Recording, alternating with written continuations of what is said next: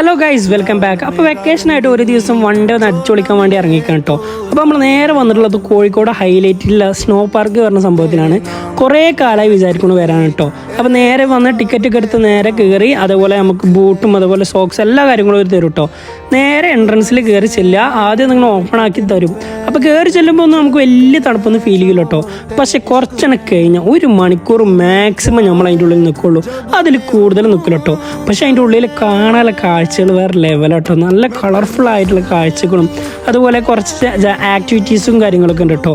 കുട്ടികൾക്കൊക്കെ ഒരുപാട് അടിപൊളിയായിട്ട് എൻജോയ് ചെയ്യാൻ പറ്റിയ അടിപൊളി ഒരു സ്ഥലമാണ് നമ്മുടെ ഹൈലൈറ്റിലുള്ള സ്നോ പാർക്ക്. ഒരുപാട് ആക്ടിവിറ്റീസും കാര്യങ്ങളൊക്കെ ഉണ്ട് കേട്ടോ.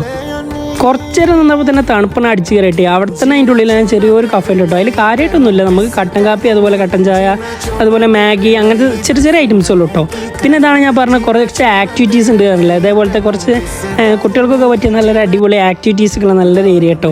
എന്തായാലും എനിക്കിത് ഭയങ്കരമായിട്ട് ഇഷ്ടപ്പെട്ടു. ഞാൻ കുറേ കാലമായി വരണമെന്ന് ആഗ്രഹിക്കുന്നു. പിന്നെ നമ്മൾ നേരെ ഉച്ചയായപ്പോൾ നേരെ നമ്മുടെ കുറ്റിച്ചിറ ബിരിയാണി സെൻറ്ററിൽ പോയിട്ട് ഒരു ബീഫും ഒരു ചിക്കനും ബിരിയാണിയും കഴിച്ചു. അതിനുശേഷം നേരെ നമ്മുടെ സരോവരം പാർക്കില്ലേ അവിടെ പോയി കുറച്ച് നേരം ഇരുന്നു കേട്ടോ.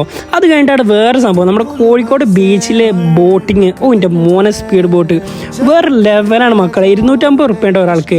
എന്തായാലും നിങ്ങൾ മസ്റ്റായിട്ട് ഒന്ന് ട്രൈ ചെയ്ത് നോക്കണം കേട്ടോ. ഇത് 250 രൂപ കൊടുത്താൽ 3 കിലോമീറ്റർ നമുക്ക് ഇതിൽ ട്രാവൽ ചെയ്യാൻ പറ്റും. നല്ലൊരു അടിപൊളി എക്സ്പീരിയൻസ് ആയിരുന്നു. എന്നിട്ട് നമ്മൾ നേരെ വീണ്ടും നമ്മുടെ ഹൈലൈറ്റിലുള്ള പാലക്സി സിനിമാസിൽ വന്നിക്കുകയാണ്.